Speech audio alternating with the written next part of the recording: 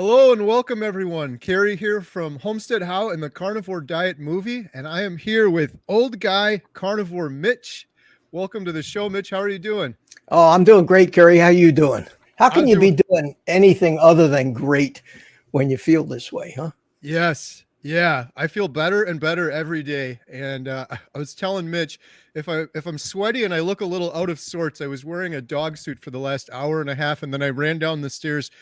For those who are watching that don't know, my wife and I own a small town movie theater. We're playing Paw Patrol. So I was dressed up in a Paw Patrol costume outside, getting pictures and waving with the kids. So my life has become very weird, but I've been looking forward to talking to you, Mitch. I've watched a couple of your videos and really love what you're doing. Well, thank you. Thank you, man. Appreciate that. Yeah, I've got a link to Mitch's channel in the description below for anyone watching that hasn't watched his stuff yet. Go check it out. I really enjoyed it. Would you mind, Mitch, maybe telling us a little bit about yourself, where you're from, and maybe how you found carnivore? Okay. You stop me if I just keep going too long. I have a tendency to, Me too. we're once gonna I be get started. we're gonna be trouble, Mitch. We're gonna be trouble. Leave us a comment if Mitch and I are talking too long. Oh, when I do my live streams, I have an old drone buddy of mine that was on with me all the time on my drone live streams, and his job is to rein me in when I start getting off on these tangents. So, but see, I got an excuse, Kerry. I'm 76 years old. Right. So that's a great excuse, Cop Right. pulls you over, you say, I'm 76 years old, officer, and they say, okay, old man, you go right ahead. Right. At any rate, I was born in Philadelphia a long time ago. And as far as my diet history goes, I was a fat kid. A fat teenager. I started dieting 50, 60 years ago. Before I even went in the army, I was already dieting. And of course, we didn't know what to do back then. What did you do? You starved to death. You restricted your calories. You lost a little weight. And then you rewarded yourself and you put all the weight back on. So that didn't work. And I went in the army. And of course, in the army, you lose a little weight because, you work out, you work a lot. But as soon as I got out of the army, I put the weight back on again. So I got out of the army in 1970. 1972, Robert Atkins wrote his book, The Atkins Diet Revolution. And that was the beginning of low carb. And I read the book and it made just a lot of sense to me. Made a lot of sense. In fact, it kindled an interest in biochemistry. And I've been studying that all my life because of reading Atkins' first book. But I went on that diet and it worked. And everybody thought I was out of my mind. Everybody thought that this guy has lost it. He's going to be heart attack city by the time he gets to be 30. Well, I didn't realize it way back then, but it finally dawned on me when people started talking about carb addiction that I was a carb addict. Not so much sweets as bread. I mean, I was brought up in Philadelphia. We had a bakery on every corner. We had fresh rye bread, fresh bagels. I just loved that stuff. And ice cream. And I would put on weight faster than anybody could. I went on the Atkins diet. I lost weight. I would be at 200, 210 pounds at the top of my range, about 150 to 60 down at the bottom. So I was bouncing around in a 50-pound range. And over the next 40 years, I went from diet to diet. And I would say, Curry, at least 15, if not even 20 times, I made that journey up to 50 pounds and down to 50 pounds. And that is the true meaning of a roller coaster. Can't be good for you. Can't be good for your body to keep changing like that.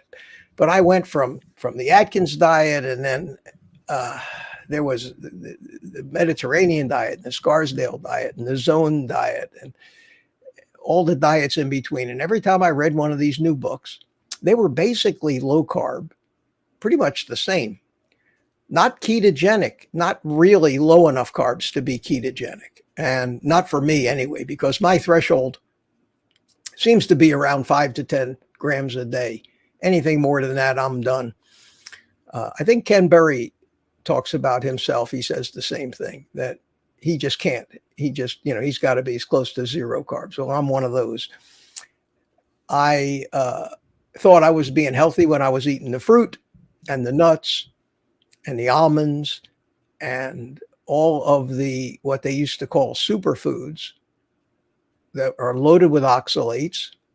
I ended up with ridiculous kidney stones from all that, hospitalized twice.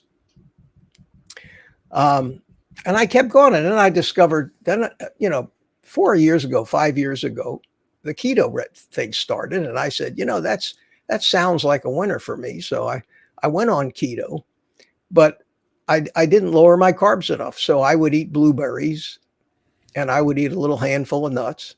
And the problem, being a carb addict like I was, I'd go to Sam's. I mean, I'd go to Aldi, and I'd buy a 3-pound bag of frozen blueberries. And I have one of these little magic ninja blender things, and I would fill it with blueberries, and then I'd pour some heavy whipping cream in it, and I'd make myself some blueberry ice cream. And I said, well, I'm just going to have just one of these little cups of this, Come on, Mitch, you got some willpower. One little cup. And I'd make the one little cup, and an hour later, the entire 3-pound bag of blueberries was gone. And I just couldn't do it. I cannot. I get triggered so easily, so I can't do it. And I went up until 2 years ago. I was doing okay on keto. I was hovering around 160 pounds, 165 pounds. I started to go back to the gym because previous to going on keto, I had rheumatoid arthritis in almost every joint in my body. And it flared up, and then it got a little better, and and then it would flare up again, and I couldn't even tie my shoes. And at the VA, they actually had me going to physical therapy. They had me in front of 4 different rheumatologists at the same time at the big VA hospital here in Orlando. I mean, not one rheumatologist, but 4 came in. They couldn't figure out what it was, but it was terrible. I had high blood pressure. I had the kidney stones, eczema all over my elbows here that bothered me. It was terrible. And the keto diet started to improve that a little bit. And after about a couple of years on keto, I got to the point where I thought I could get back to the gym. So I go to the gym. We're not going on too long for you, are we? No. Okay. I get back to the gym. And you don't know me that well, but I'm not one of these yes, you and I have a lot in common. We're not one of these halfway guys. Right. I mean, obviously, you jump in, the next thing you know, you're Cecil B. DeMille. You're going to make a movie. Okay, well, I'm that kind of guy. I don't do anything halfway. I became a knife collector. Next thing I knew, I was hosting huge knife shows in Orlando. I became I started playing with drones. I've always been a model airplane pilot. Next thing, I got to be a YouTube drone guy doing live streams and things. So I went back to the gym. I overdid it. Okay. You ever lay off for a couple of years, go back? I overdid it because that's just the way I am. You think I'm going to ramp up? Hell no. I'm going to, And then to make matters worse, I go into the 170-degree sauna. Okay. And I'm in there, and somehow the conversation with one of the other guys in the sauna came around to keto. So we're talking keto. Next thing I know, I've been in that sauna for 45 minutes, which is way too long. Sweated out a lot. I stood up. I got lightheaded, got dizzy. You can get that from just working out too hard. I went back to my locker. I laid down on the bench next to the locker, and I figured, well, I've done this before in my life where I felt lightheaded. I drank some water and I laid down, and I thought, let me just lay here for a few minutes. I wake up, I'm in the emergency room of the hospital next door. Okay. I evidently, I don't remember it, tried to get up at one point, passed out, hit the back of my head right here on the corner of the bench in front of the locker, and knocked myself unconscious completely. Wow. Fortunately, this gym is part of a big medical complex, so they take me to the hospital next door. My locker was open, so they found my wallet. They knew who I was. They got a hold of my son. I wake up, my son is sitting there in the emergency room with me. They tell me, I said, what happened? I was out for an hour. They said, you hit your head and you've got a brain bleed. You know what that is? Have you ever heard of that? When you hit your head back here and then up on the other side, it whiplashes and you get. So they said, we're going to keep you overnight. We're going to take a look at it. And you may have to go down to the neurology wing at one of their bigger hospitals. Possibility of having to have it, if I get a blood clot or something, they have to go in there. So the next morning, they actually let me go. They sent me home. Over the course of the next 5 or 6 weeks, I started getting weird symptoms, almost stroke-like symptoms. I was losing my balance. I got numbness in my right hand and my right foot. I had bouts of aphasia. Aphasia is when you can't put words together, like somebody who has a stroke. Mm-hmm. And they lasted 2 or 3 minutes, and then they went away.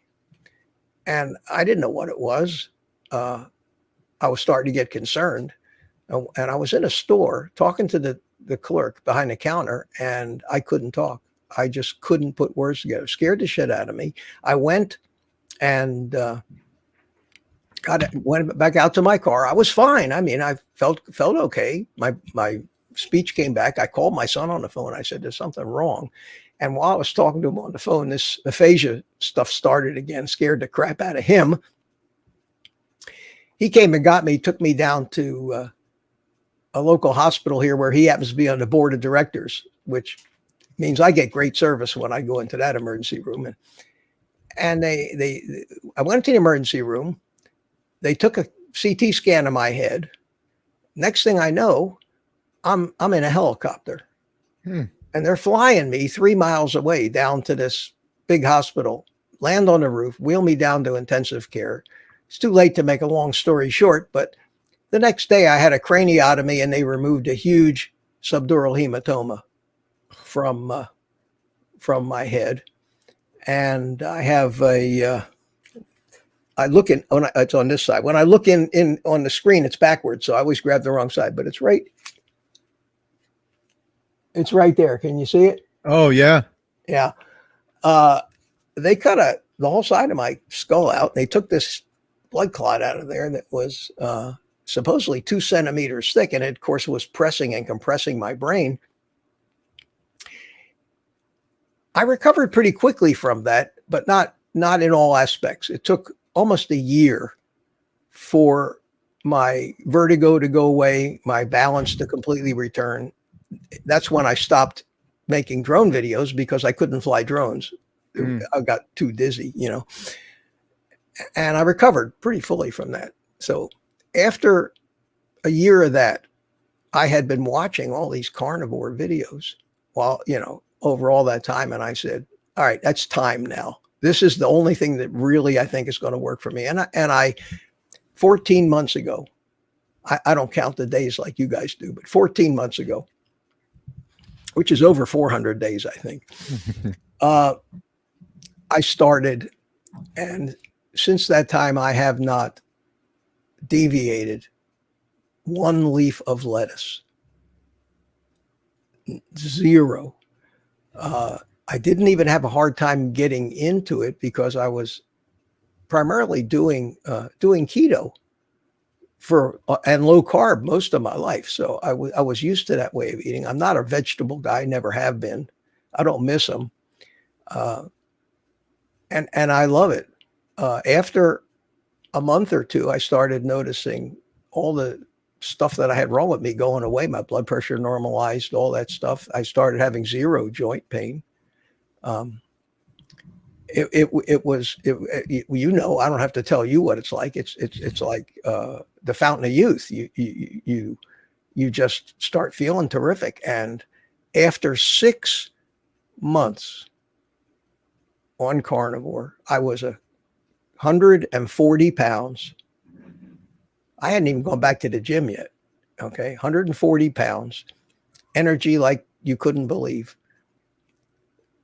I felt like a 30-year-old. I was eating intermittent fasting 2 meals a day because I didn't get enough food trying to do OMAD. And I tried that, but I couldn't get enough food. So I've settled into about a 4-hour eating window every day, and I've been steady that way. I eat my first meal of the day around noon, maybe 3, 4 o'clock. I eat something else, and that way I get enough food, because on OMAD I just wasn't getting enough food. I knew that, and yet I couldn't. You can only eat so much meat at one sitting. Some guys can. So on and on it went, and I kept getting better and better. 6 months ago, 7 months ago, I said, okay, it's time to go back to the gym. I felt good. I felt like I needed to. I said, let me see what I can do. I got down on the floor. I could do 2 push-ups. 2. And the second one was a struggle. So I said, yeah, Mitch, you need to get back to the gym. Went back to the gym, started working out, taking Bart K's advice. You know Bart K, don't you? Oh, yeah.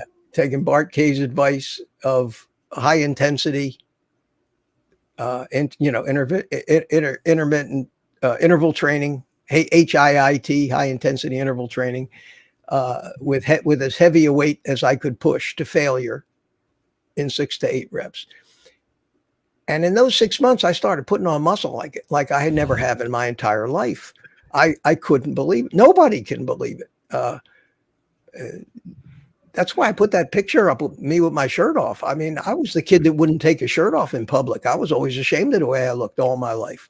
And all of a sudden, I'm starting to put on some muscle, and especially at my age, because everybody knows that once you get to in your 70s, you can't put on muscle, right? It's just another one of those things that everybody seems to know, but me. So, oh God, I see a question. Jennifer, she's one of my girls from. Yeah, she's great. Does Mitch? I'm sure we share a ton of subscribers together. Yeah. I've gotten a lot of comments today saying that people can't wait till tonight because they subscribe to both of us. But Jennifer says, does Mitch tell people at the gym about carnivore? Well, Mitch did. You know the rest of this story, don't you? No. The rest of this story is people aren't interested. Yeah. People don't want you to walk up and try to help them. So I got to the point where I was trying to help these people. I mean, I knew what their problem was. I could see it. You could tell by looking at somebody how metabolically sick they are. And so nobody wants my advice. Nobody. I mean, I actually had one guy go almost violently. He has Crohn's disease. Okay. And one day in the locker room, he almost ran me over trying to get to the bathroom. And he came back and he said, sorry, I got Crohn's disease. I said, have you ever, I said, I made the mistake of saying to this guy, I think maybe there's something that might help you. You might want to look into it. Because how many people with Crohn's and ulcerative colitis do you hear about in the carnivore community? Yeah. It's an autoimmune disease. Mm-hmm. It's a reaction to something. It's not a bacteria or a germ or anything. It's a reaction to something you put in your body. And when you stop putting that in your body, it gets better. So he just opened up on me. He started telling me, how dare I've got the best doctors in the world. My doctors at Johns Hopkins University told me there's no cure for this. They've already cut out 1/3 of my colon. This guy's 50 years old. And he's in shape too. How dare you? That's like telling a person in a wheelchair that they might be able to walk again. You should be. And he just laid into me. And I said, hey, no problem. Enjoy your Crohn's. And we talk now. I think he's started to investigate the carnivore load. But that was the last time I ever mentioned diet to anybody at the gym. They're not interested. I've tried to help a bunch of my friends, Right. and they all say, "Oh, that's great. I mean, look at you. I'm going to do that. I'm going to." I said, "Yeah, I've heard that story 50 times already. I'm going to do that." "Oh no, not me. When I put my mind to something, it gets done."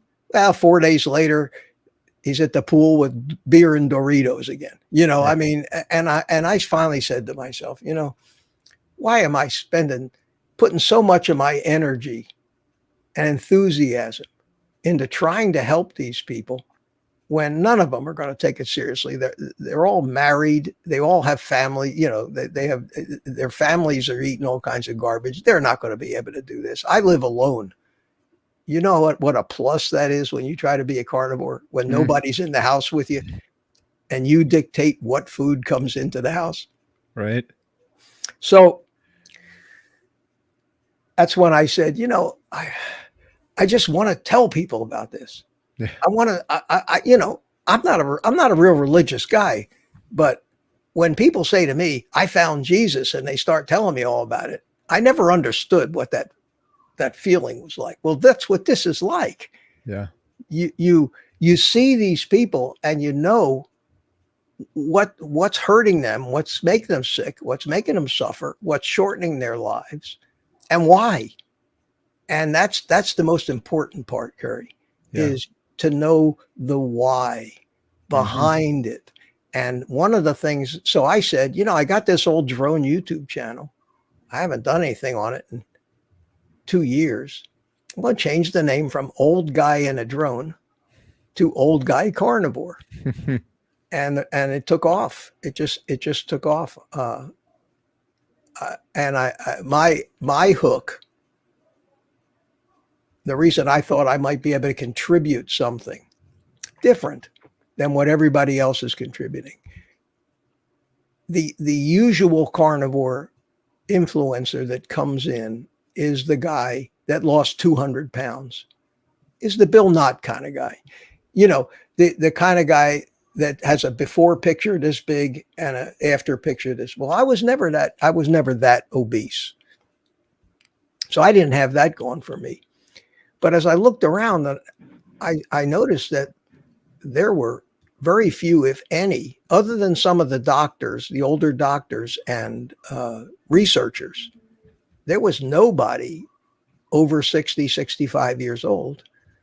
And I know personally that there are tens and tens of thousands of people over 60 out there that need something like this. And I said, I think if I went on there and I started telling my story and trying to help them understand what I've learned over a lifetime of doing this, maybe I could help somebody. And I had no idea what format to make my videos. I'm still experimenting with different things. I've got, I talk to people while I cook in the kitchen. I sit behind this studio mic and talk biochemistry and things like that. And that nobody cares. Nobody wants to hear that. I go on rants. They like the rants. Yeah. And I'm good at rants. But it is growing. And in less than 2 months, I picked up like 13,000 subscribers. I'm still, compared to other channels and things, I'm still a little guy, but it's gratifying because in the drone thing, I got 1,300. That was as high as I ever went. And that's a small community. So there's the story. I told you it was going to take a minute. It was, hey, I was hanging on every word. That was wonderful. This is crazy, Mitch, because I feel like I'm in the twilight zone a little bit right now. Everything that you're saying, and I don't want to say it like that because you've been through your own experiences, but it's so crazy how many of the issues that you went through that are similar to mine. The roller coaster diet, up and down, trying keto, losing a bunch of weight, gaining it all back, not being able to eat in moderation. I had 2 kidney stones. That was the worst pain of my entire life. I remember when I went to the hospital, the nurse was a woman, and she said she had a baby and a kidney stone, and she'd rather have the baby again. It was less painful than the kidney stones. And then the arthritis I had in my foot. And then, so I wanted to follow up on one of the things. So the numbness, aphasia, vertigo you had, was that all from you hitting your head, or did you end up having, it sounded like a stroke the way you were describing it, but was Well, all it that was from your head? stroke. It was stroke-like symptoms, but it wasn't a stroke. Okay. I mean, I had every test, but on the MR, they can tell by the MRI whether you've had a stroke or not. It was all caused by this huge blood clot Nah. compressing my brain, and that caused the symptoms. But they were short little 2, 3, 4 minute kind of attacks. They likened them to a mini seizure of kinds, but there was no permanent damage. I always wondered if I might not be brain damaged because I am just that different than most people. But Right. Well, the reason I was asking that too is, it's funny. I was just doing an interview with someone, and they were asking me about my medical history, and I found this thing. And I've talked about so much on my YouTube channel, but in 2015, I had everything that you just described. really, When you said aphasia, I'm like, I know what that is. I had numbness, vertigo, aphasia. I couldn't find my words. I was confused. I was sitting on the couch at home. I was dizzy, and then my lips started drooping, and my wife called 911. I had to go to the hospital. I ended up going. I didn't take a helicopter ride like you, but I ended up going to the bigger hospital, to the stroke unit. They gave me this big stroke binder, and they holy cow. concluded I had a mini stroke. But it was very similar to everything that you just said. Yeah, that was one of my many issues. And then ever since then too, I don't know if it's related to that or not, but it seemed like a temporary thing, which mini strokes usually are. They won't see them afterwards on the MRI unless you have a permanent stroke. But it's just so interesting hearing you speak, Mitch, because it's like all this stuff you're saying, I'm like, wow, he sounds like me. It sounds like, and then you're doing YouTube on the drone stuff. I used to do YouTube homesteading, a little bit of drone stuff. Well, I know that's how you got started. Yeah. Yeah. Yeah. And then all the other things, like, man, the keto too. We are the same in the moderation thing. Brothers sure. from another mother, man. Yes. The keto stuff. I used to do the same thing with the blueberries, or I would do keto and I would lose a whole bunch of weight. And then I'd be like, oh, I could just a little bit of moderation. The blueberries, those are good. Not a lot of sugar. I'll just have a couple. And I'd eat the whole 3-pound bag, just like you. And then I'd be like, oh, I'll start again Monday or whatever. Or then I'd get the almonds and the nuts and stuff like that. Those aren't that bad for you. Well, then I'd eat the whole container of them. Like I cannot moderate. So just like you, I've only been 6 months carnivore. You've been 14 months. Well, 6 months is enough. 6 months is what it takes to really get yourself used to it and fat adapted. You are definitely over the hump. From here, it's downhill. You won't even ever think about going back after this point. I'm not. And I, just like you, I haven't touched a thing of lettuce or anything. People always ask me that. And I'm like, I'm not trying to shame anyone, because some people are like, well, I'll have coffee or I'll have cheese or I'll have this. I'm like, I will not touch anything. I don't want to. I don't have, like, maybe the first week I had some of those weird cravings, but I have no cravings for anything. I just eat the beef, salt, and water. I feel amazing. And I know if I were to just, I'll just have some spinach and then it'll be some raspberries and then I'll be eating birthday cake and I'll gain all my weight back. Yeah. Again. Yeah. That's addiction. And if you watch any of my video, I put out I put over 55 of them out already. I mean, my goal was to just get a lot of stuff out there. Cause I'm still trying to find my footing. I don't know if you've noticed it, but, all this censorship stuff, my views have just keep going down and down and down. And everybody tells me it's not, I'm saying, well, maybe they're getting tired of me or something, but I see it when I look around. I don't know. I'm just going to keep doing what I'm doing. And I'm putting all my stuff up on Rumble. Yep. I'm just backing it up there. Every video I put up there too. They don't have the reach to actually do anything like YouTube yet, but right. Things keep going like they're going. They might. Sure. And I did that whole Dr. Berg thing with his censorship thing. I'm not going to worry about that. But my main push is I experienced all the stuff, and you know exactly what I'm talking about. You know the power of addiction. So I try to get the message out to people that watch me that food addiction has to be treated like alcohol addiction. You Yes. have to, number one, you have to admit I'm an addict. You have to accept the fact that that is a real thing, even though the sugar companies and Coca-Cola don't want you to think that sugar addiction is real. It is a powerful drug. It's a damaging drug. It's poisonous. It screws up everything it touches in the human body. Anything that gets glycated ain't going to work as good anymore. Um, it's like alcohol. There's everything in moderation stuff. That's I hate that word. I hate that. That's what people have been telling me on Carnivore, like around month 2 or 3. Why are Yeah, you eating only meat? Just moderate. And then I think the moderate. same thing you just said. If I was addicted to cocaine for 42 years and I was able to quit it and turn my whole life around, and I feel a million times better, when I go back and do cocaine every now and then in moderation, that's just insane. Yeah, I think that word moderation is what caused me to roller coaster and yo-yo diet for so many years, and probably you too, Mitch, because you Oh, get of down there, course. it's like, Of I'll just do course. moderation now. I've cured myself, and you gain it all back because sugar is an addictive drug that we've normalized, and we're given to kids younger and younger, and that's what gets me is this next generation of children are never going to know what it feels like to be just a natural, proper human, grown up with that inflammation, which turns into chronic inflammation, which a lot of science is coming out leads to cancer and everything else we talk about, diabetes and heart disease and all those things. But See hopefully, this? I mean, maybe we are connected. This afternoon, I was sitting out on my porch. There's two things I will not give up: my cigars, and I drink. I still drink a cup or two of coffee in the morning. yeah, I'm 76. Rank has its privileges, as they right. say. But let me read what I wrote here to you. Sure. It's because this is an idea for the video that I was thinking about doing for maybe tomorrow or Monday. My children's generation is screwed, is the title. Yes. My generation grew up mostly traditional diet, yet sick at my age. Now, this is not me, but these are people my age.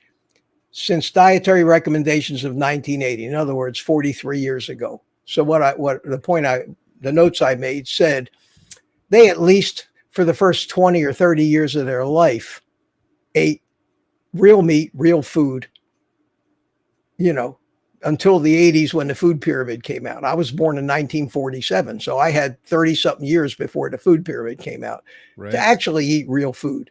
And I developed my childhood while I was in the womb. My mother was eating real food. My children at least got to live 10 or 15 years on a traditional diet because my kids were born in the early 70s. Hmm. My grandchildren have been poisoned both in the womb and since. And then it says here, talk about autism, obesity, diabetes in children now. Yeah. And it's funny you said that because that to me is so becoming so obvious when you look at the health of the different generations and how the younger these people are, the earlier they're getting this crap. Mm-hmm. Yeah. Their average life expectancy, they'll be lucky to make it to 65.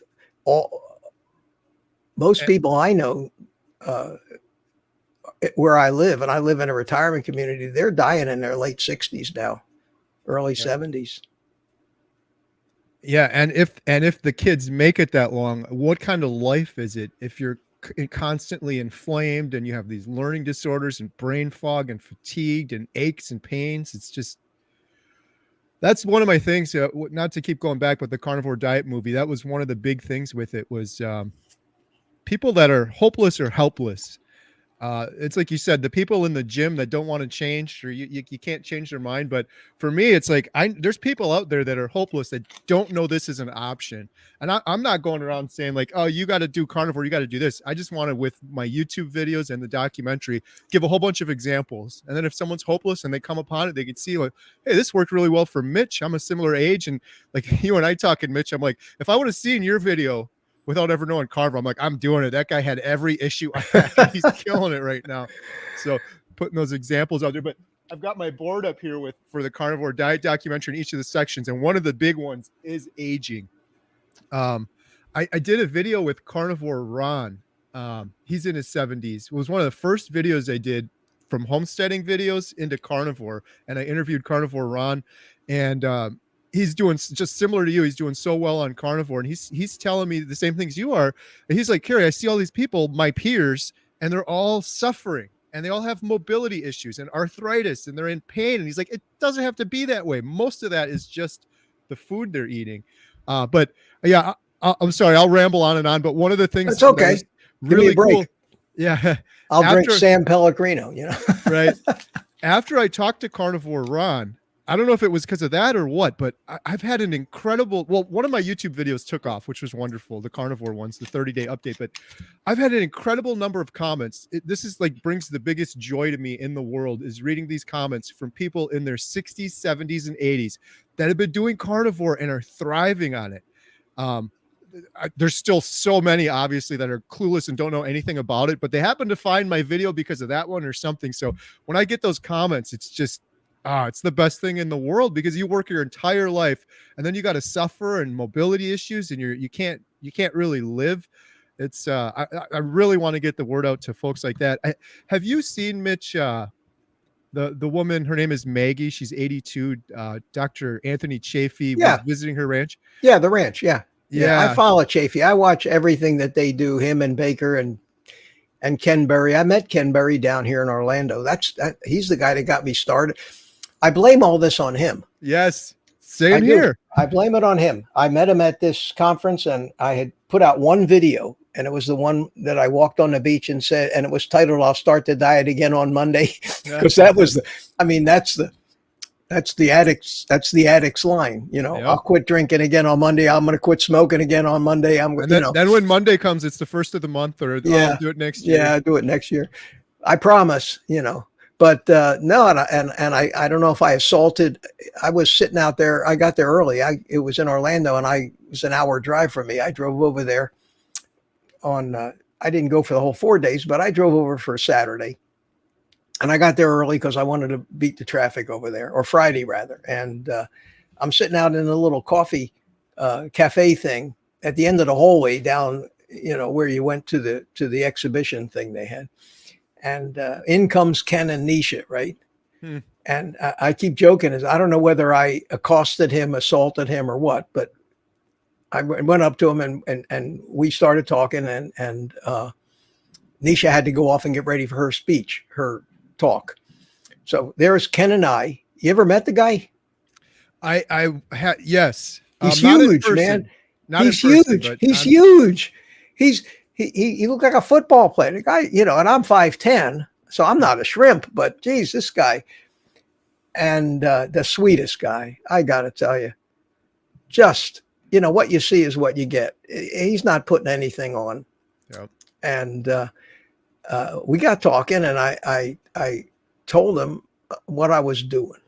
And I asked him, I said, does the YouTube carnivore community really need another person on there? And he said to me, you have to do it. He said, you must do it. He says, we can't have enough people spreading this message and all that. Yes. And he got me all fired up. And then he actually took out his cell phone and he went onto my channel and he put a comment on my video and I pinned that comment, and he's since commented on 3 or 4 more of my videos. One, he wrote this book, Kicking Ass After 50. Yeah. And his partner, I talked to him for about an hour or two over there in Orlando. And Ken came up, and so he put a comment on one of my videos. I think the one where I was doing the push-ups. And the comment was kicking ass after 75. I met Dave Feldman. You know Dave Feldman? No. Oh man, Dave is the guy that he's an engineer that started all this cholesterol. He's the guy that came up with the lean mass hyperresponder Oh, right. category, and he's like a citizen scientist, and he's actually got studies crowdfunded now, and they're doing studies on these people with ridiculously high cholesterol, like I have, that are perfectly healthy, have no heart disease, no plaque, but my cholesterol is 400, and it's always been high.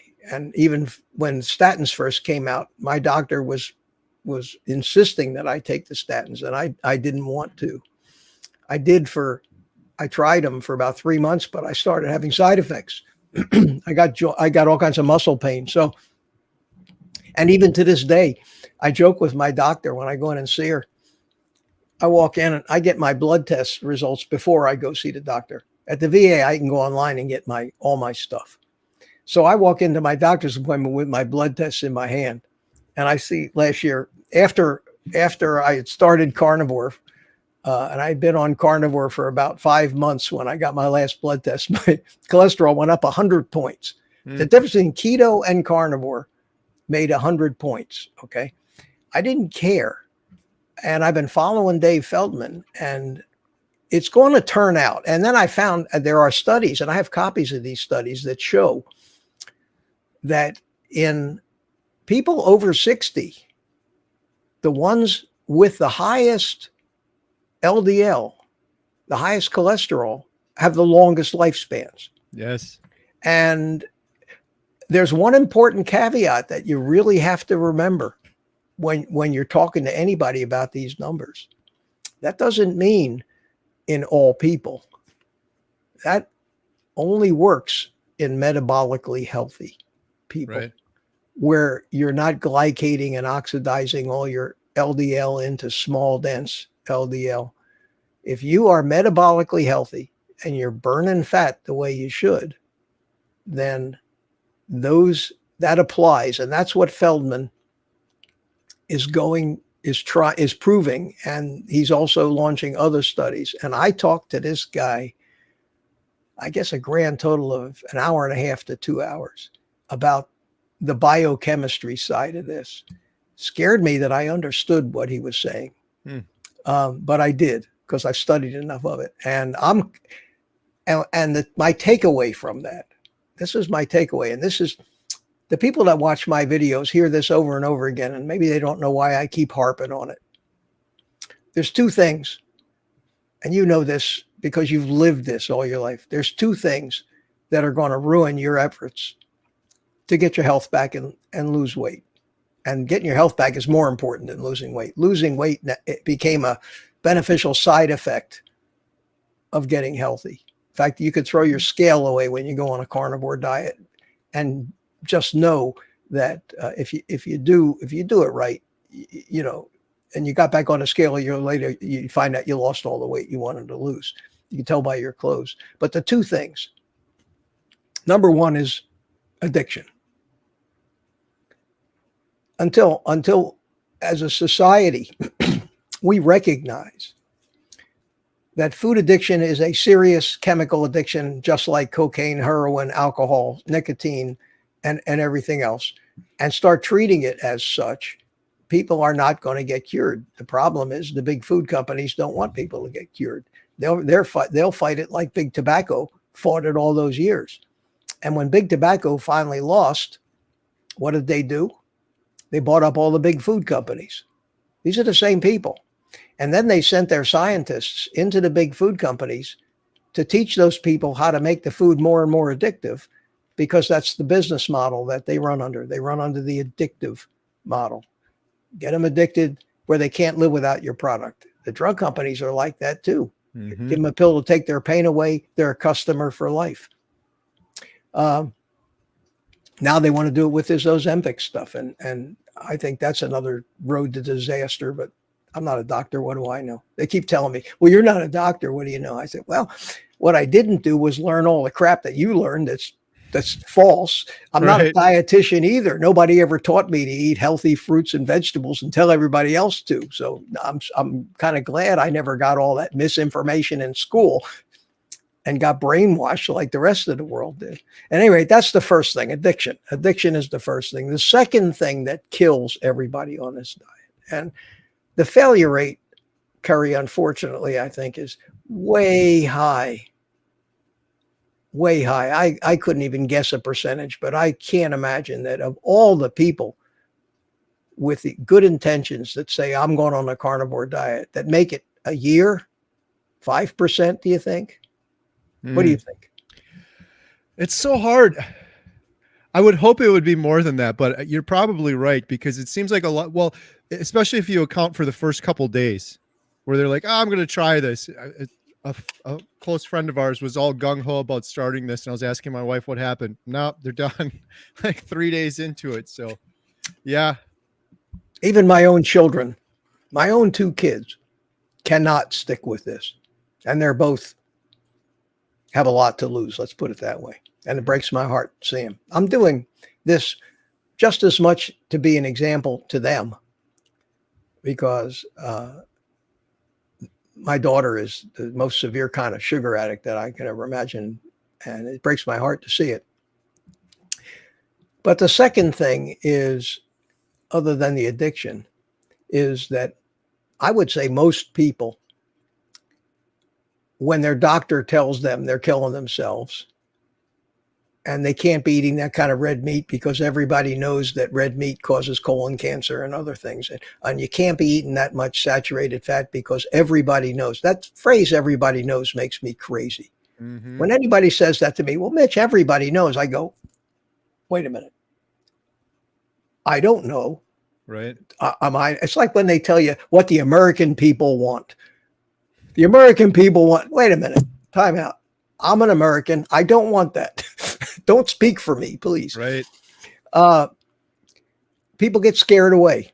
They get scared off by their doctors, and it's all primarily cholesterol, the magic word, the one word that the medical community is built on, the one number, the magic number that doctors make all their decisions on.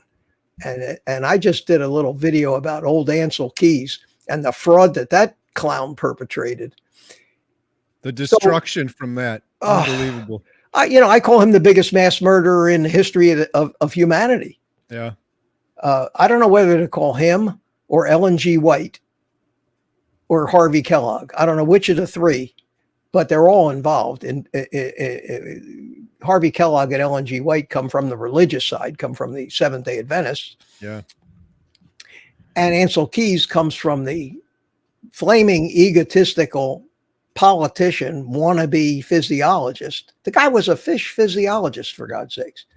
Our dietary guidelines come from a fish physiologist. That's what his doctorate was in. Right. And the story, when you dig into it, it's got to make you mad. Well, it's got to make you mad. There's so many documentaries about. The first one I ever watched, I learned about Ansel Keys was a long time ago. It was on keto. It was called Fathead by Tom Naughton. I don't know if you've seen that one, but that was kind of what gave me the idea to do a documentary, because that's how I found keto, was through a documentary. It wasn't YouTube. But then actually last night I was watching Fat Fiction again, which I've seen twice. They're all great. They're all great. Fat Fiction gets way into Ansel Keys, and what a tragedy. And oh man, you're right. The biggest reason people aren't starting is just fear, and it's all unfounded. And it's just because we've been confused our whole lives because of, like you said, cholesterol and, you're going to clog your arteries. When in reality, I had Philip Ovadia, the heart surgeon, on. He's great. And he's he is. 88% of humans out there walking around have poor metabolic health.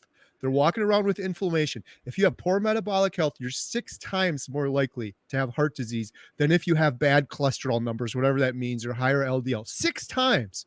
Nobody's worried about it. Like when I started carnivore a couple of weeks into it, I want to see your cholesterol numbers, as they're eating a cupcake and they're completely inflamed and they have poor metabolic health. And the thing that's getting crazy with me lately, Mitch, is I keep like learning more and more about this stuff, and you don't want to learn more and more about it because it gets more frustrating and crazy. But the most recent thing is I became friends with Jeff DeProsperous. He has stage 4 cancer. I saw that video that you made with him. Yeah. And now he led me to Professor Thomas Seyfried's work. Oh, well, Seyfried is he's kind of the definitive answer.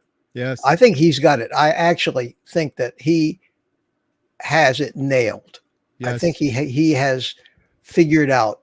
But the thing that's so frustrating with that, so I watched one of his videos, this lecture he gave, and I watched the whole thing. And going into it, I'm like, this is going to be over my head. Like, what if it's all this stuff? I got done watching it. It was like watching a Ken Berry video. It was like common sense stuff. He simplified. But the sad thing was, this was 8 years ago, where he's talking about cancer is caused by damage to the mitochondria from chronic inflammation, basically from eating garbage food and sugars and processed food. You get inflammation, you end up getting cancer.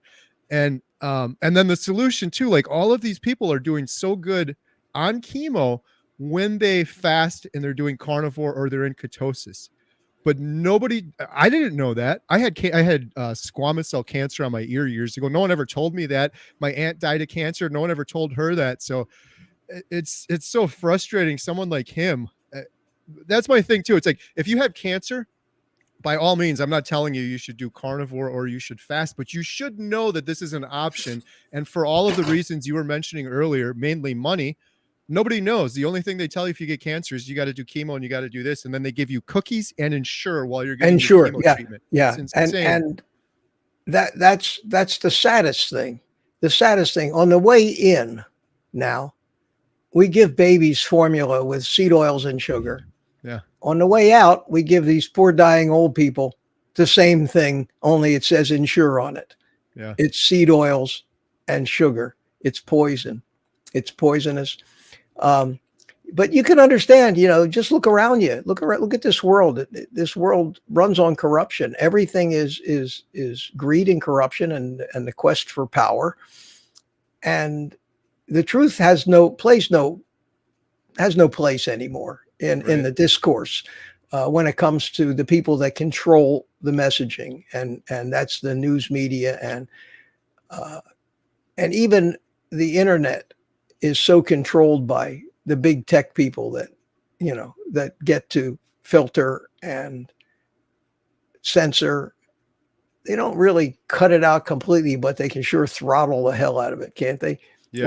When they want to. I always marvel, why did this video get 150,000 views and the next one, which is pretty similar, got 1,000 views? What's the difference? Well, the difference is one of them got millions of impressions and one of them got 5,000 impressions, Right. So they're not presenting it. And if they don't present it, I don't care how true your message is or how enthusiastic you are about presenting it. Nobody's going to hear it. Do you remember the James Bond movie that had the villain was the media mogul with the ship? Oh yeah. Yeah. And that says it. That says it. That is the theory it's the person that controls what the people hear is the one that controls the people. That's why everybody is so convinced. It's been 70 years of hearing how healthy fruits, and you don't hear the word fruit or vegetable without the word healthy in front of it. Right. And it's such a joke too. I get in arguments with people. I try not to go anymore, but like family too. You're doing carnivore. Are you just going to have fruit? Why? This is one comment I've been getting a lot lately on my channel. Well, in the Bible, they had apples. I'm like, the apple in a Bible is nothing like the apple of today. The apple of today has been like genetically changed 40,000 times. It's a piece of candy. You're eating candy if you're eating fruit. It's, I read the Bible. I read the Bible many times in my life. And I seem to remember that the apple in the Bible was bad news. Yeah, right. That's what I remember about the apple. It was the original sin or something like that, So maybe there was a message in that, is just stay the hell away from the apple. Yeah.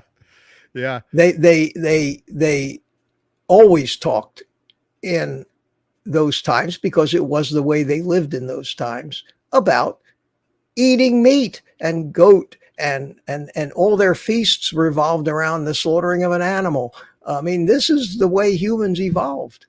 The Bible is like yesterday in evolutionary time, but millions of years ago, that's what, I mean, this is what we evolved on. And I may be unusual in the aspect that I've spent so much time on my own learning basically medicine and biology and biochemistry. And I've really done deep dives into evolutionary biology, how we got here, how we, how evolution actually works. And then, of course, when you get, and I don't ever want to talk anybody out of any religion. In fact, I envy religious people in the comfort that it brings them, but there are things that don't make sense if you try to look at it scientifically.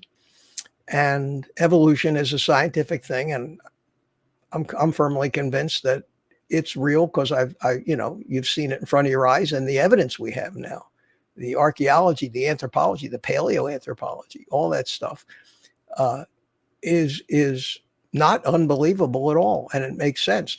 So when you think about things in evolutionary terms, and this is where I start losing a lot of the people that watch me, because they just want to know how to cook a chuck roast. They're not really interested in all the whys. I found out knowing the whys makes it just gives you the conviction to know that you're doing the right thing. Right. But nothing in evolution goes forward if it has no purpose or no advantage or gives no advantage. Anything that is detrimental dies in that iteration of the species, and that's the last you see of it. And that started with some single cell thing 550 million years ago, and it ended up in us today. The systems that we have in our bodies, I'm watching the viewer count here to see if it starts dropping off. And if it starts dropping off, I'm going to stop this. Right. But I'm going to do it for 2 minutes because it's a way of thinking that I think is important, because it's the way to find out what makes sense and what doesn't. You can insist something is right, but if it doesn't make sense, it doesn't make sense. Where was I? God, I interrupted my own self here.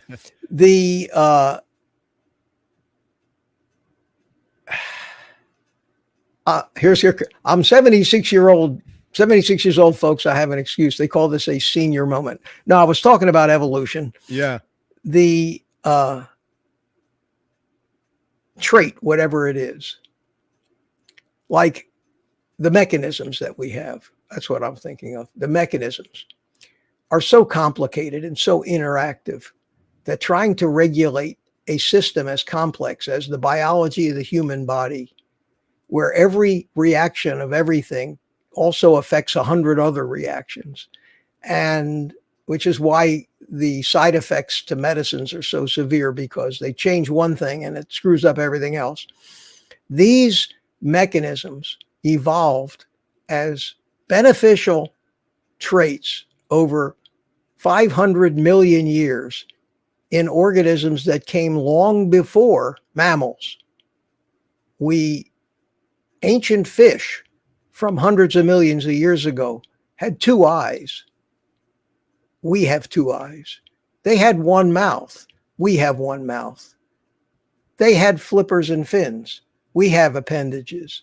If you start comparing the things that you have inside and outside your body with those of species that have been around for hundreds of millions of years, you'll find out that we didn't invent these things. They're just advanced iterations of what came before us. And all of this fabulous regulation of all of these systems is there for a reason. And this is the end of this, and the big point I'm trying to make, if our cholesterol is bad for us, it would not have made it this far up the evolutionary ladder. Right. our ancestors 100 million years ago, whatever animal they might have been, would have died off because the cholesterol was bad and it killed them and never would have made it to us. The fact that it exists in us today means it has a reason. And the only reason I believe, you can tell how passionate I am about this because it's just logic. The only reason I believe it can be harmful today is because we are not metabolically healthy. So if you're metabolically healthy, I think you can tell your doctor, leave my cholesterol alone. It's a lot smarter than you are. All right, that's the end of that. Sorry. No, that's great. It's funny because I had a comment today and it kind of fired me up where someone said, you should just eat fruits and vegetables. That carnivore diet's a fad diet. And Same I'm guy like, commented to me. I guarantee it. I saw the same comment today. fad diet. I'm like, no, actually, the standard American diet's really a fad diet. If you look at humans since the start of time, the way we're eating now, the standard American diet. Someone did this in a documentary. I got to find it. I want to do something like in the Carnivore Diet Documentary, but they took a whole football field and they said, this is how Yeah, that humans was have in, eaten. I can tell you where that was in. That was in a movie called The Perfect Human Diet. Yes, that's right. Yeah. Yeah. And then I don't know exactly how they said it because I've been thinking about this a lot, but it's something like if you take a sliver of grass at the end or a sheet of paper, that's the standard American diet people are eating now. And you can look on a graph and see heart disease and diabetes and all these issues going through the roof during this. This is the fad diet, not the way carnivores eat. That's been eaten that way since the start of time. We evolved on that. And yes, we did eat some carbs and some fruits and vegetables, and I call them survival food. Yes. That was what you ate when you couldn't get meat. Yep. When you couldn't get the real food. And because it was survival food, we have the mechanisms in our body that trigger us to hoard, like what anybody else does when they are in need of supplies and they manage to find a cache of whatever supply they need. The instinct is to, like squirrels and nuts, to get as many of them as you can while they're still around. So we have a biochemical instinct to hoard sugar, and that manifests itself as the fact that it never satisfies our appetite. I've never heard it put that way. I love that. It's so true. You understand what I'm saying? It is a manifestation of an ancient need somewhere back in our evolutionary path to gorge on sugar and get as much of it in our body as we could when we were in short supply of food, or the winter was coming up and we needed to put on some fat, because the sugar turns to fat and the fat becomes fuel that we use long term. This is how hibernation happens. So I try to explain it to people just that way. Is the reason that you can't stop eating spaghetti and meatballs. It's not the meatballs. It's the sugar and the tomato sauce and the pasta. Your body thinks you found a cache of survival food. So it's not going to activate your satiety hormones. Okay. It's not going to fool with your leptin levels. It wants you're in fat storage mode now, and it wants you to fill up your tank until the gas runs out. And that's very explainable and observable when you watch people eating sugar. They can't stop. Yeah. How many times when you were eating that stuff, you ate until you couldn't move? Yeah. You're so stuffed and you're so uncomfortable. To the point Who can do that with steak? Who can eat that much meat? I can't. I can't. Yeah, and with the sugar, it gets to the point where I was saying this yesterday talking to someone, but it's like, it's really crazy if you take a big step back and if you were an alien observing humans, you'd be like, why are they deforming their bodies with sugar and stuff? Because it really is like, people are like, oh, you're shaming people. But no, like before, my stomach was sticking out so far, you're literally deforming your body. Like, how could that possibly be natural or good? But I like using my own two eyes, and a lot of this stuff, like what you just said, it makes so much sense. It always comes down to like, yeah, it's just common sense stuff. Like where I live, I'm in Wisconsin.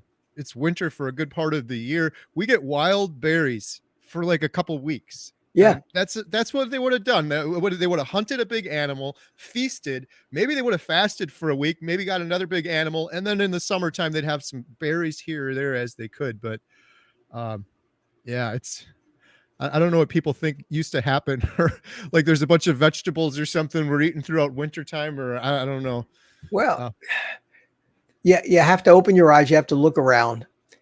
But they got us. They got us. I mean, they got the messaging, and they got the medical community. They got the medical schools. They got the curriculum. They got the two most crooked organizations on the planet, the American Diabetes Association and the American Heart Association. The American Diabetes Association, for God's sakes, has got recipes for cookies it's and apple insane. crisp on their website. It's insane. Now, you have to ask yourself, are these people just stupid, or are they just sociopaths and Yeah. greedy and corrupt? Which is it? It can't be both, and it has to be one of the two. If they don't know what they're telling their diabetics to eat is making their diabetes worse, then they're stupid. If they know that, but they're in cahoots with the drug companies, then they should be in jail. Yeah. But they're doing it nonetheless, and they're getting away. And the thing that torqued me off the most, Curry, when I went looking and doing that video I just did it yesterday on Ansel Keys, or the day before.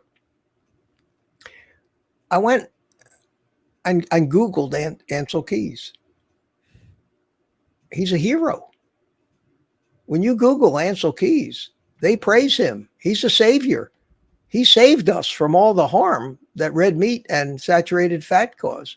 They cannot have this message prevalent that he was a fraud.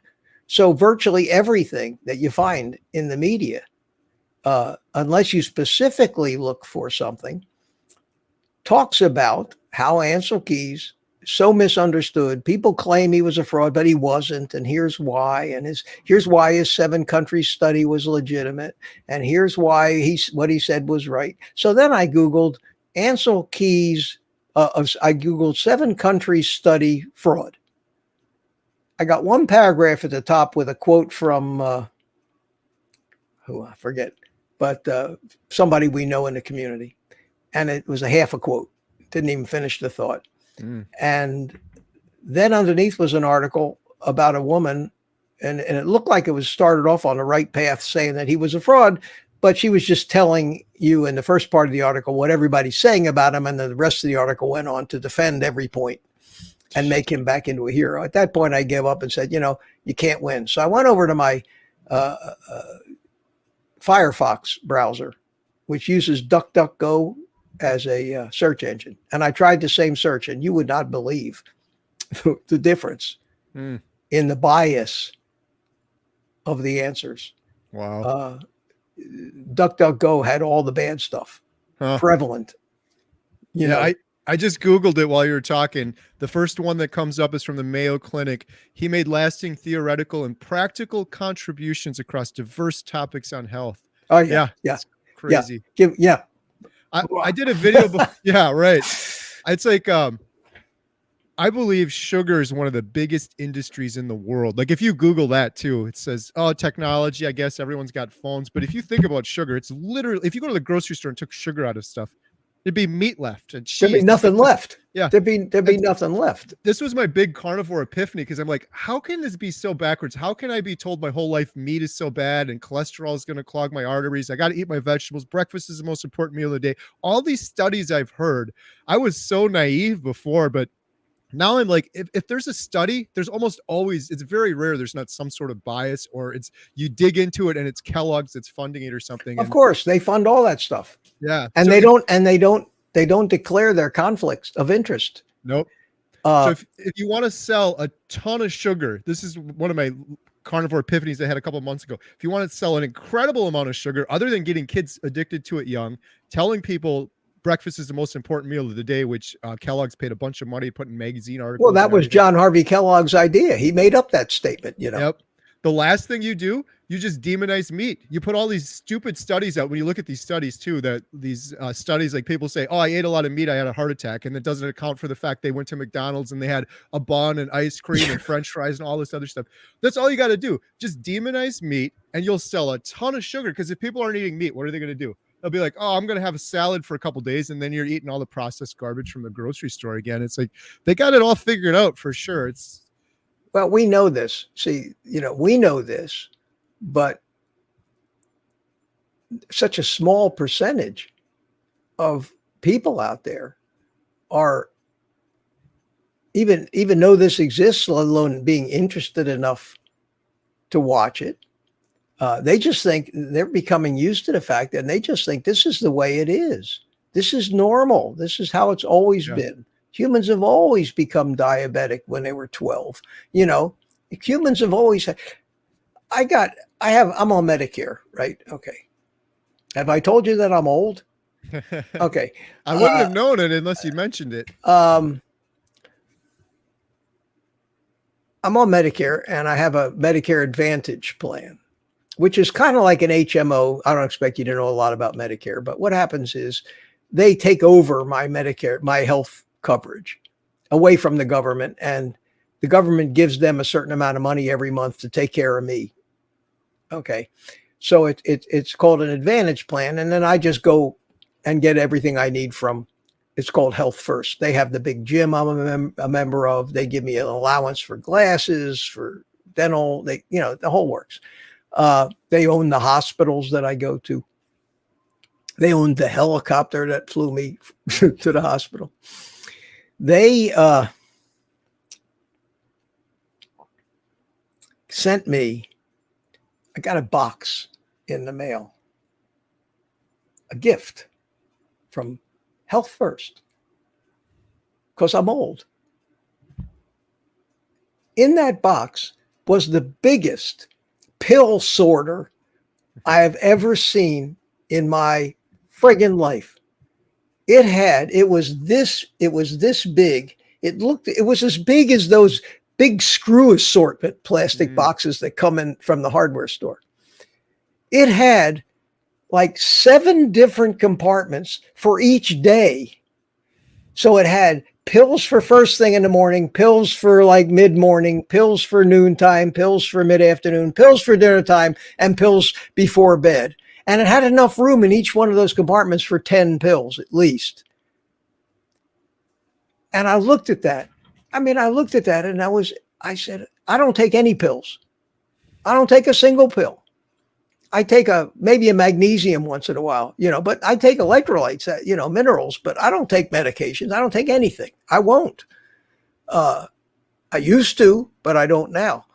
And I saw this thing, and it was such a sad commentary on the state of human condition, when people have to have pill sorters with enough room to hold 50 pills a day or more.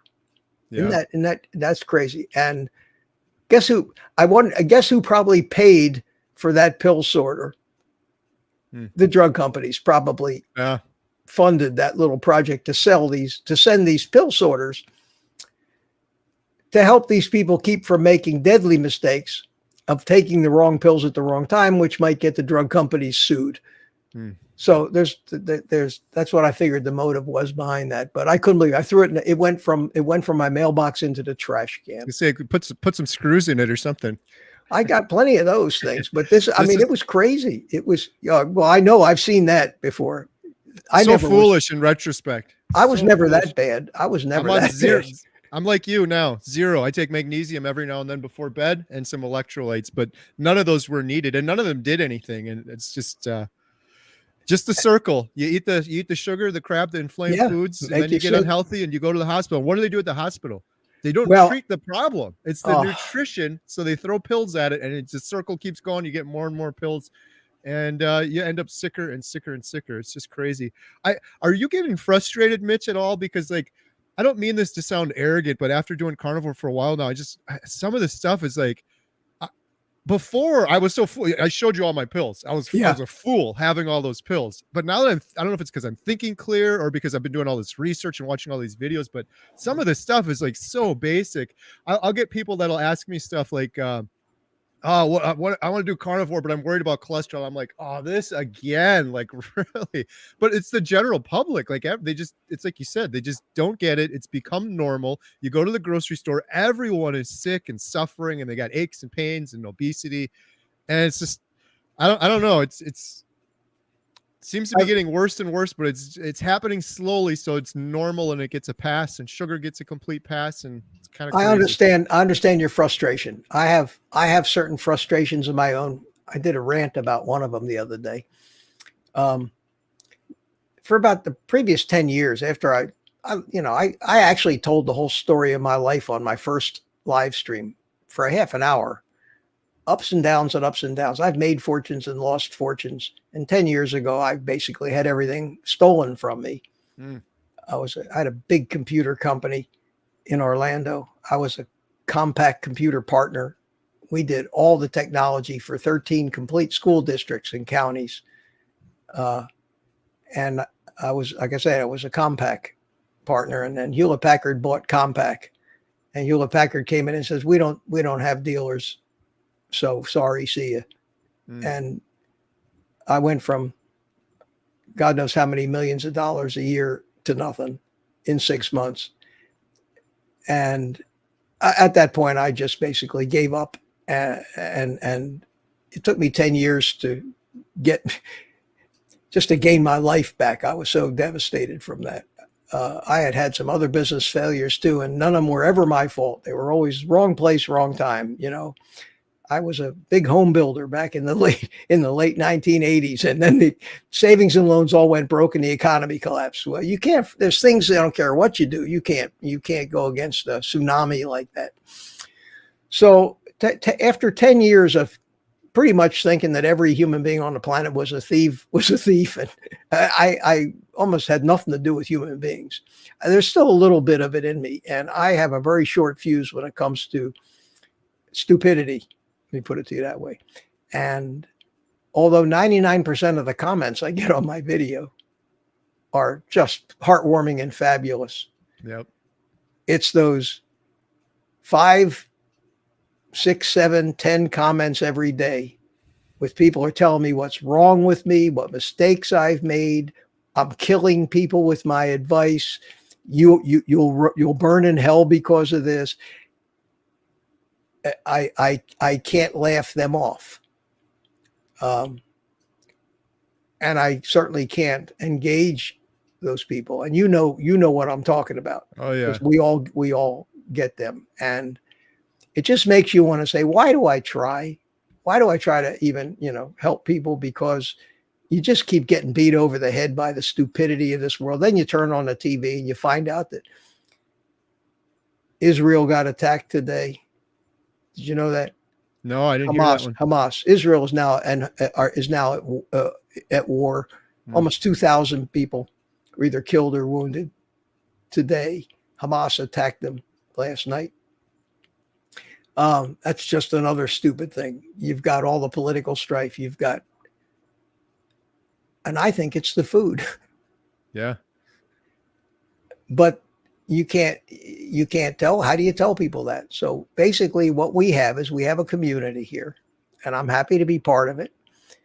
And we just keep trying to tell our truth in the face of all this stuff. And that's the best we can do. And we can try to take care of ourselves, which we're doing, and live a healthy, pain-free life, and our families and the people close to us. And anybody that wants to listen to what we're saying is welcome to listen. And if they don't agree with us, that's okay. But can I say a dirty word on your channel? Please go right ahead. Don't be an asshole right about it. You know what? I don't care if you're a vegan. Eat your vegetables. I'm not trying to tell you not to. Leave me out of your choices. If you don't like my choices, sorry. But they feel the need. How often do you go on a vegan channel, leave them a nasty comment? Never. Find something better to do with your miserable life. The vegetables make them crazy. Yes. They destroy their brains. It makes them mean and hostile. It makes them feel like victims.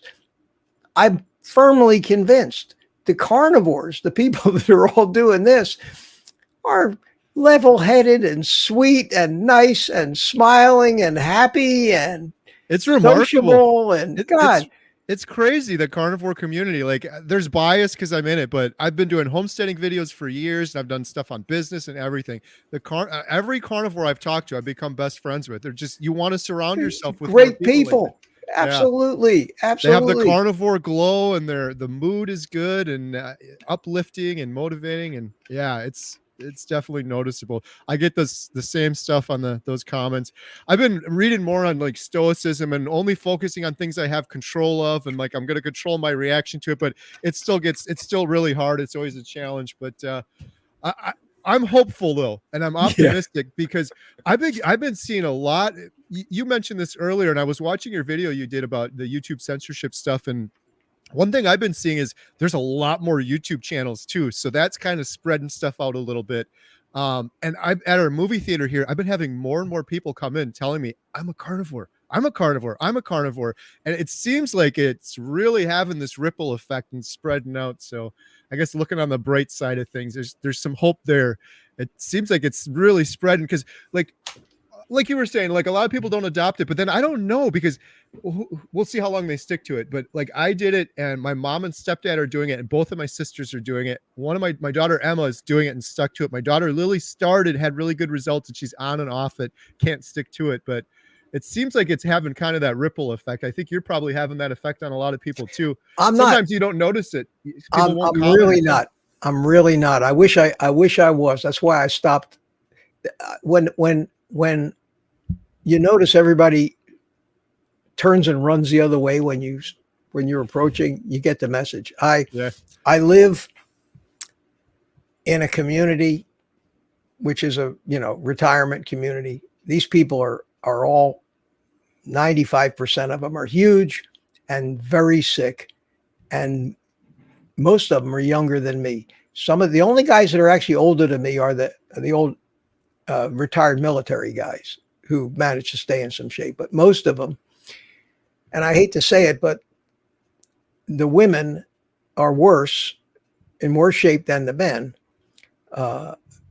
And all they do, I mean, I can't even socialize with any of them. I don't even go to the pool or anything anymore here. I just keep to myself. I go to my gym where there are younger, fitter people working out. I go to my pool. Mitch, you're too skinny. You don't look good. You're killing yourself. Oh. Yeah, while they're, drinking beers and eating cake and taking their diabetes pills and talking about yesterday when they went to the heart doctor and what they have to do. It's all about food and my doctor's appointments. I mean, their doctor's appointment. That's the whole topic. That's their whole life. Yeah. And the party they're going to have and what they're going to eat at the party, what they're going to serve at the party. You can't help people like this. You can't change their mind. That's their whole lifestyle. They have no life other than food. What are we going to eat? What's next? Birthday. It's so funny you said that too. Man, it's like Twilight Zone. I've had that comment 3 or 4 times recently at the theater too. Are you okay? Are you sick? What's wrong with you? You're losing all, as they're eating like popcorn and candy and junk food. I'm like, am I okay?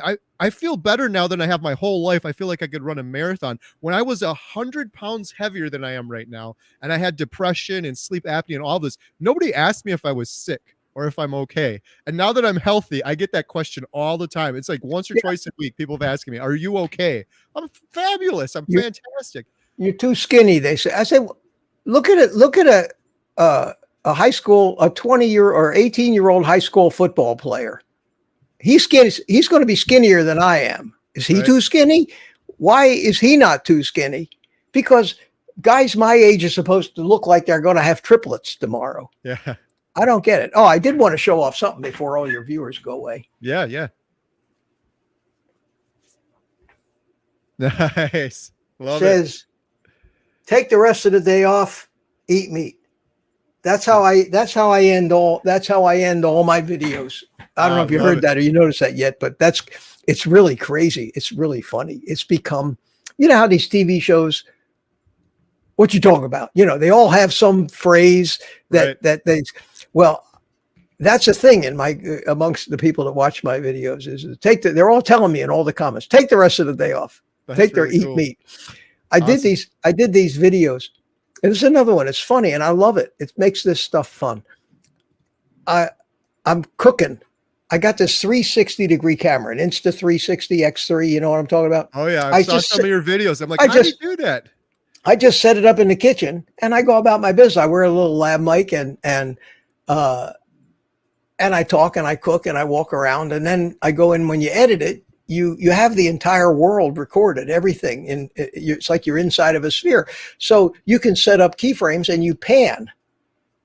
So I can go ahead in the video. I know I want to be over there, so I can set that as a keyframe, and then the picture moves, and people keep asking, "How do you do that? How do you get the camera to follow you like that?" So I put the eggs, and I like to make an omelet, and I beat the eggs, right? So the first time I did it, I knew it was going to be noisy. So I looked right up into the camera and I said, "Excuse me while I beat my eggs." Well, that's a thing now. Everybody wants an apron. They want me to get some kind of apron that says, Uh, "Excuse me while I beat my eggs." It's really that's funny. awesome. It's great, but that kind of thing makes it gratifying, I think. Yeah. I've really enjoyed your channel. I saw the video you did with, and I was watching. I was like, "Whoa! Oh, he's got a 360 camera." I'm like, "This guy is killing it over there." That's great. Well, hey, Mitch, I can't believe it's already been an hour and a half. I want to be respectful of your time. Do you have a couple more minutes so we can do a Sure. few of these? All right, we got a couple of questions, super chats here. I don't want to Yeah. miss those. Okay. Thank you, Nancy became a new YouTube member. Appreciate that. And then the Carnivore Cure, Todd, he's great. $20 super chat. Thank you so much. Every penny we get from super chats goes right to the Carnivore Diet Documentary. After I got COVID and congestive heart failure, I was over 700 at the time. Holy cow. I woke up confused with a massive headache and couldn't recall words. They thought I had a stroke, but I couldn't fit in the MRI. Amazing. Oh man. If you guys haven't seen, that's Todd Bachnis, the Carnivore Cure. He's got a great YouTube channel and sharing his story, and he's really fired up about it too. Agreeable Gray, $2. My why is simply the Carnivore Glow. Yeah, that's worth the price of admission right there too. One of mine was just the sleep I've been getting on Carnivore has been amazing compared to what I had before. PA Beater, $2. My wife has 4 of those pill sorters. Oh Yeah. wow. That's crazy. It's sad, and these people, they're watching their loved ones basically poisoning themselves, and Yeah. I'm having the same problem with my daughter. You have to know. I know when not to push. I know how disgusted she is, but life's, anytime any stress comes along, right to Dairy Queen, one of those, what do they call them? Ice cream things with all the candy and The Blizzard. blizzards. Yeah, Yeah. she's addicted. She's addicted, and it's an addiction as strong as any other drug or alcohol. Yeah. But so much harder too, because then she goes to the grocery store, the gas station, and it's in everything. Your drug of choice is in every single It is. product. It is. I tried to find a hot dog. I just wanted a hot dog, Yeah. just to have a few around in case, like, I made a big steak and I was still hungry afterwards. Right. And everything I have is frozen, generally in the freezer. I have to take it out the day before. So I want to have a hot dog. I cannot find a hot dog that isn't full of sugar and seed oils anymore. Or garbage. Not the old Hebrew Nationals I used to get, not the ballpark. They all, if you read, I get so disgusted. I look at the label and it less than 2% of the following and everything bad. And I don't want it. I don't want it. Can't somebody just give me a hot dog? Right. Not anymore. Nope. Not anymore. It's crazy. One more from the Carnivore Cure, $10. Nah, not sued. Drug companies are untouchable, but they can't kill their slaves too soon because dead people don't buy drugs. Just mostly dead people do. Yeah.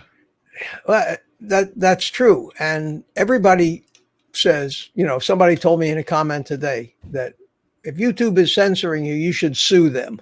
Huh. Yeah. Right. Yeah. I mean, first of all, they're protected by the government. They're not a media company. They're a platform, and they have an exemption from being sued for the content that's on their platform. And they're not supposed to editorialize, which means they're not supposed to inject their opinion, but they do. And the people that control this stuff in government are right in the same, are just as corrupt as they are, and they're not doing anything about it, and they never will. So no, you can't sue them. If you could sue them, I'll start a GoFundMe page.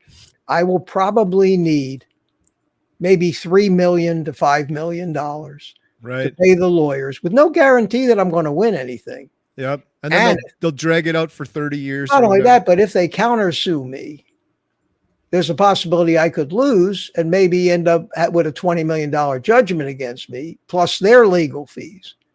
So you want to back me? Anybody wants to back me financially on that kind of thing? I'm not going to live long enough. Maybe when I die, you could finish it up. I don't know. Everybody says just Mitch, sue them. At the rate you're going, you got a whole other life ahead of you now. Well, I'm still not a young kid, and I still sometimes am reminded of my age.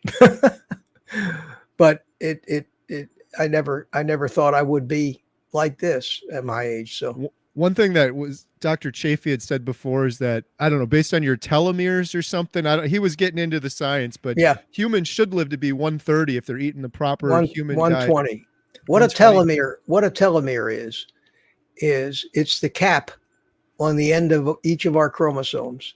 And it has so many molecules in it. And each time you have mitosis, where the chromosome divides, where the cell divides, it takes one cap off. It's kind of like a countdown clock. And the older you get and the more times your cell divide, the fewer telomeres you have until they're all gone. And then you have cell death. So it's true. We all have that clock ticking down, but we're damaging all these things and making them not last as long as they're supposed to. Right. So that's an argument. You'll hear sometimes when they're trying to sell some of these stem cell supplements, that you'll hear them brag about the fact that these stem cells have full length telomeres, which makes you think it's going to be like reset your clock to zero. I don't think it really works quite that way, but right. Well, hey, if you make it to 120, Mitch, that's 44 more years. That's older than I am. I just turned 43. So. Oh, you're a baby. Listen, I got shoes older than you. Listen, I'd like to make it to 100. My grandfather made it to 102, smoking 5 cigars a day. But they ate meat. That's what they ate. Yeah. Fatty meat. They ate the fattiest cuts of meat back in those days. The old cooks, they knew how to make fatty chuck roasts and briskets and that kind of stuff. And they didn't eat sugar. Didn't eat a lot of sugar. But yeah, we're certainly on the road to killing ourselves. I don't hold that much hope for the future of humanity. We keep doing this. Right. Not looking at the new crop, the new generation. But I think I try to be an optimist. I think we'll figure it out. Something will happen. Yeah. Or it won't, but there is a benefit for me, at least. I'm glad I'm not a young kid facing this. I'm glad I was a young kid when I was a young kid. Right. I other than a few business ups and downs, I had a great life, really. The world was a different place 50 years ago. You could do business in the world. There's very little regulation like there is now. I couldn't do now what I did back then. Oh, there'd be no way to accomplish it. We could do a whole video on regulation stuff. And this little movie theater I'm on has been a nightmare, but we could talk about that another time. But Carnivore Cure, thanks again, man. So generous. $5. Vegans are the direct result of warning labels and seatbelt laws. Leave natural selection alone. Love that, Todd. Yeah. You got to believe, you know what the Darwin Awards are. You ever hear the Darwin Awards? Like you pick out the 10 dumbest people that you ever saw that do the dumbest things, and you give them a Darwin Award. I think that's ruling us right now. It's just it's incomprehensible, the stupidity that you hear about. and the lawyers on TV that want to sue somebody over it. Right. Yeah. Christopher Ellis, let's hear it for natural deselection. Deselection. Yeah. And then we got Divine Diva. Thank you. $10 super chat. Day 14. I finally started carnivore after the last few months on keto. Feeling good. No cravings. High energy. No inflammation. Improved sleep and down 10.7 pounds. More healing coming. Keep up the work. Good job. I always love hearing things like that, especially she started on keto and then moved over. And you're through day 14. You're through the hard part, hopefully. Yeah. I always tell people, I tell people a lot, and it's hard to do. I say, for the first 30 days, don't step on the scale not once. Put the scale away, hide it, give it to your, put it in your storage locker, somewhere where you can't get to it. More people have, and I know this for a fact because this has happened to a lot of people I know. They're on it for a week. They didn't lose any weight. This doesn't work. Boom, done. It can't work. You gotta hang in there for that first 30 days and let your metabolism have a shot at starting to convert and wake up those fat burning pathways that have been asleep so long and convert yourself from sugar to fat. Once you get past that 30 days, you'll see the difference, I think. But stay off the scale. You might even gain weight in the first 30 days. Right.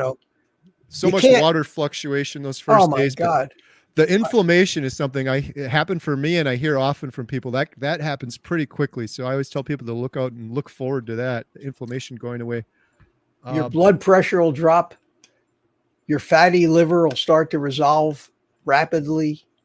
Some things are going to take 6 months, but once for me, I think, and who knows exactly, I didn't have a light that went off that said, okay, now you're a fat burner, but I think it took me about 6 months to really change my metabolism over from metabolizing sugar as a primary energy source to fat.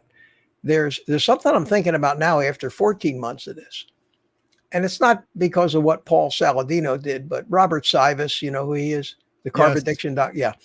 A lot of these guys are talking about the fact that, and you've heard the term flex, where your body can be flexible and like a hybrid car. It can be running on electricity or it can be running on gas, and it goes whatever the particular situation.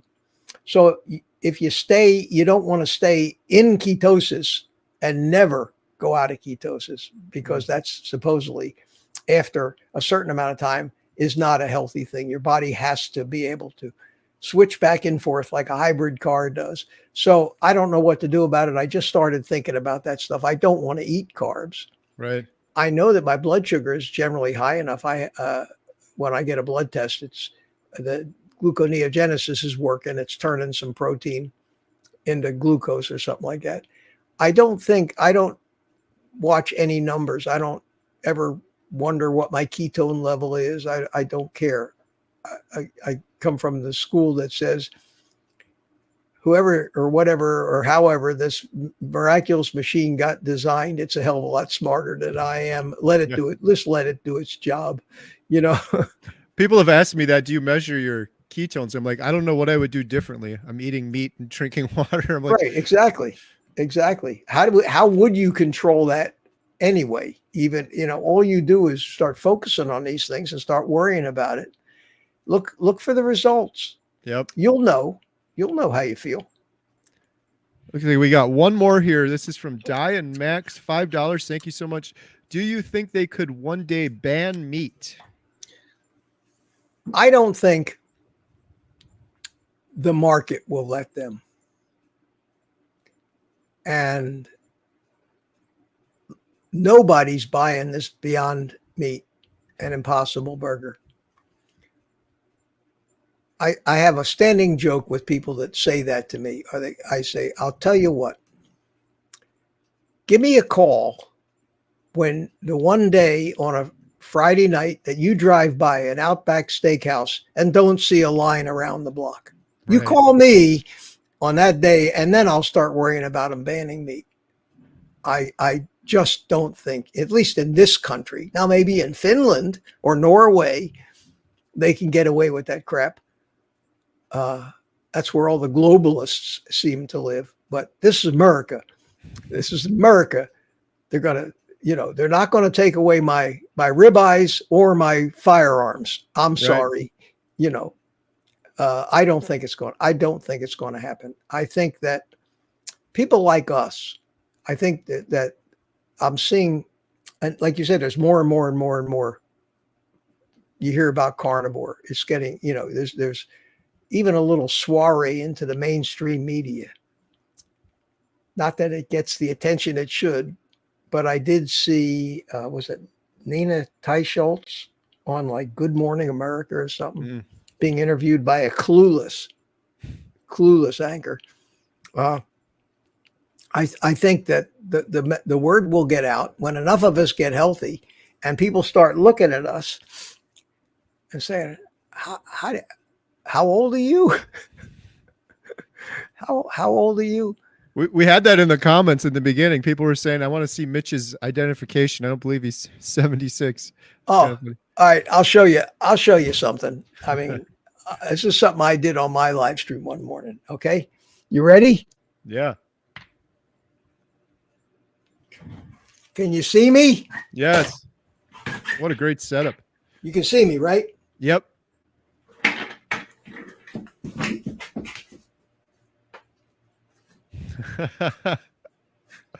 Oh, I love it. That's more than 2.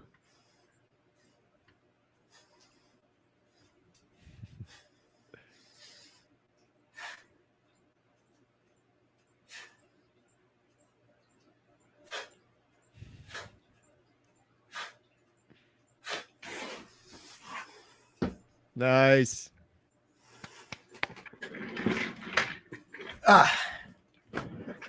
All right, let me put my headphones back on. That's awesome. All right. Way more than 2 that time. Yeah, you think? Nice. Carnivore Cure. One more. He said, "I'll bet you the Second Amendment they won't get meat banned." Yeah, for sure. Oh, yeah. I don't think it's going to. I mean, if you look at the numbers, I don't see meat sales declining. But what are we going to do? Do away with the 4th of July? No more barbecues? Labor Day? Right. Christmas turkeys? Nah. Anyway, what are you going to do? I'll be getting my own cow if anything comes close to that. But yeah, I think we're going to be okay. Yeah. Well, yeah, it's been 1:42 already. This has been one of the most fun talks I've had in a long time, Mitch. I really appreciate it. We got to get together some more. We will. I had a great time. Yeah. I even got a little exercise in. Yeah, I gotta go do some now. Hey, everyone that's watching from my channel, make sure go subscribe. Old Guy Carnivore. I really have enjoying your videos, and it's unbelievable. You're 76 too. It's just it's awesome. I love your message. I love everything you're doing. Maybe at some point, if you're interested, it's kind of funny. My dad lives in Leesburg. It's not far. Between Orlando and Gainesville. Yeah, we're heading down there. The girls, Jen, myself, and we haven't left our homestead for a vacation in like 8 years, but we're going on a cruise in December. So we're going to be down there for a couple days before and after, staying at my dad's place. Where are you going out of? Orlando. The cruise. Out of Orlando. They don't have I'm sorry. Port Canaveral. Well, you come within 10 miles of where I live. Oh. I live right over here on the Space Coast, right? Just south of Port Canaveral. Oh, wow. I watch all the rockets go up. So, okay, this is another crazy thing. We went there years ago, and like when the girls were younger, I took them to Disney World and all that stuff, and it was just such a ripoff last time. The last time we went, which was many years ago, we took them to Port Canaveral, to the Space Center. Yeah. It was amazing. We met an astronaut. I'm like, this was educational, entertaining, and they were going to do a SpaceX launch that day, but we just missed it. But I'd love to see that one day. That's so cool. So you're right there. I will connect with you for sure. Maybe we do a little YouTube video or something in person together. Or email me your phone number if you would. Absolutely. Okay, because I think I put mine in the email I sent you. I'll do it right after this call. Yeah, Okay. and yeah, I love what you're doing. I'd love to do more videos together. Anything we could do, and maybe talk more about the Carnivore Diet Documentary. Because, like I said, we have this huge section on aging. I'm going to interview Maggie in Canada next week, and Oh, we're that's filming her. great, man. That's Yeah, great. but we need more. And your story is amazing. It's unbelievable. You're 76 and you're thriving on this. And I love your passion and fire for it. So maybe we can talk some more about that too. I'll definitely have my camera with me when I go down there because I have to video everything, including the family vacation and the cruise and stuff. But Well, it's been great fun. I've really enjoyed it, and yeah, it's like meeting. It's like meeting. Well, you're too young to be my brother, but you could be my son. right, my yeah, my son is 53. wow, Yeah. yeah.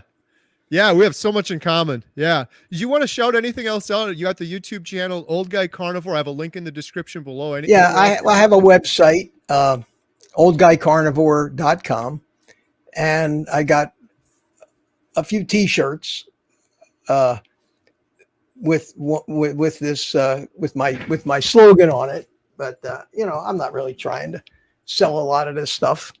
But I got that. We have the website is going to have a database. I have saved up the names of hundreds of some of the best YouTube videos from all of the best people.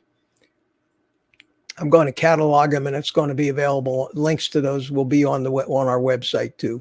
But you know, if you come over to our channel, watch some of my videos, that'd be great. Love to have everybody. It's a big community, and we can't get enough of it. You know. Yep. Yeah. I really enjoy watching your videos. Anytime they pop up, I watch them. So I highly recommend everyone go check it out. And then one last super chat, David and Melinda Delgado. Thank you guys so much. $20.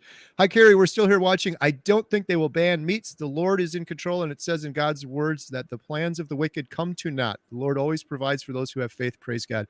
Thank you so much, David and Melinda Delgado. Really appreciate it. They keep popping through. I'm an Aussie. They won't let me have a gun. Ha ha ha. $5. Thank you so much. That was the last one. Awesome. Thank you so much, Mitch. I'll shoot you an email with my phone number, and this was a lot of fun. It really was. Like I said, I always make friends with people. You're my new carnivore best friend. If you ever need anything, let me know. Give me a call anytime. I'd love to talk to you some more. We'll do that. We'll do that. Thanks so much. Have a All good right, night. everybody. Good night, everyone. Bye. Good night.